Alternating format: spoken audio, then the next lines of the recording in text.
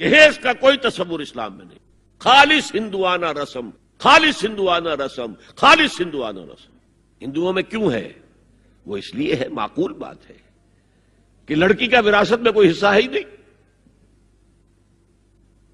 وہ تو جب گھر سے نکل رہی ہے کچھ دے دلا کے رخصت کر دو. دان دہیج یہ خیرات ہے، لڑکی کا حق کوئی نہیں ہے گھر پر.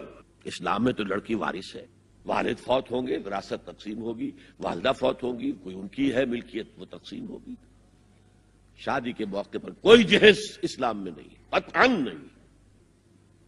غلطی سے حضرت فاطمہ کے جہیز کو جہیز کہہ دیا گیا. وہ جہیز کیا تھا؟ ایک پیسہ بھی حضور کے اپنی جیب سے نہیں تھا. اس شادی میں خاص بات کیا تھی کہ دولہا کے ولی بھی حضور ہی ہے. اور کون ہے؟ علی کا کون تھا مدینے میں؟ اور دلہن کے والد بھی حضور ہیں. اب حضور پوچھتے ہیں حضرت علی سے تمہارے پاس مہر دینے کے لیے کچھ ہے؟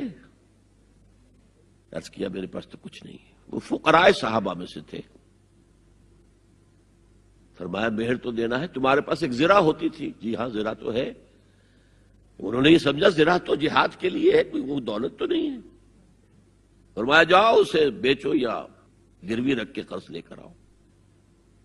وہ گئے، حضرت عثمان نے خرید لی اور کچھ دنوں کے بعد واپس کر دی ہدیتاً. یہ زرہ میں ہدیہ آپ کو کر رہا ہوں.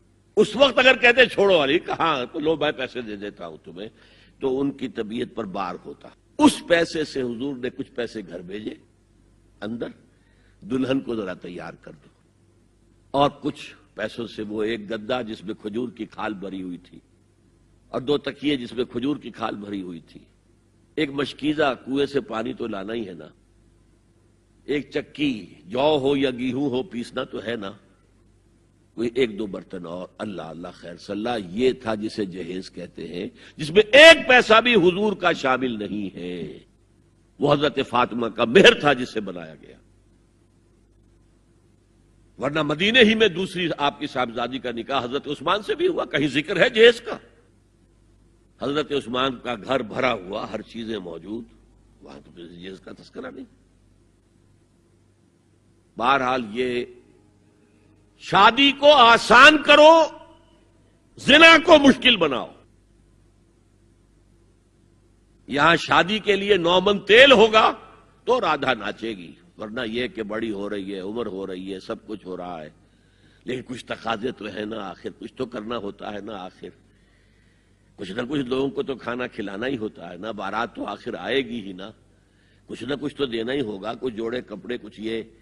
اسلام کا فلسفہ جو میں نے 4-5 باتیں آپ کو بتا، فلسفہ یہ ہے کہ لڑکی کے باپ پر ایک پیسے کا بوجھ نہیں. اس نے لڑکی پال پوس کے تمہارے حوالے کر دیا، اب اور کیا چاہتے ہو تم؟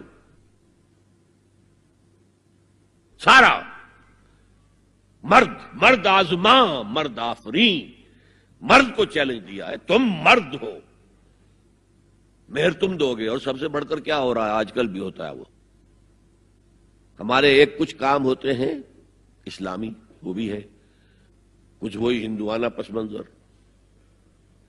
نکاح کی محفل میں چھوارے کون لے کے آتا ہے؟ جی لڑکے والے. اور پلاؤ کن سے کھاتے ہیں؟ بھائی جس کو تمہیں مرغ پلاؤ کھلا رہا ہے وہ چھوارے نہیں بانٹ سکتا تھا؟ یہ ہے اسلام اور غیر اسلام کا امتزاج. چھوارے لڑکے والے لے کر آئیں گے اور پھر دعوت اڑائیں گے لڑکی والوں کی طرف سے. میں نے سنا ہے، میں اس کی تصدیق نہیں کر سکتا، کہ میوات میں جو مسلمان تھے، جو شدی کی تحریک جن پر چلائی گئی تھی، اور بہت سے لوگ شدی ہو بھی گئے تھے، اور اس فتنے کے مقابلے کے لیے مولانا محمد الیاس رحمۃ اللہ علیہ نے یہ تبلیغی سلسلہ شروع کیا تھا.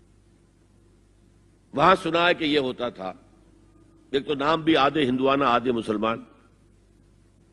اب شادی کرنی ہے، اچھا مولوی جی کو بلا لو، بول پڑھا دیں. لیکن وہ کہتے یہ بول پڑھانے سے یہ ہو گیا شادی؟ یہ تو سمجھ میں نہیں آئی. پھر وہ کہتے تھے پھیرے بھی ڈلوا لو. اب لڑکی کی چادر اور لڑکے کی چادر میں گرہ لگے اور پھر وہ سب کے سامنے 7 چکر لگائیں، تب تو پتا چلا کہ بات پکی ہو گئی. ورنہ یہ کہ قبول کر لیا بس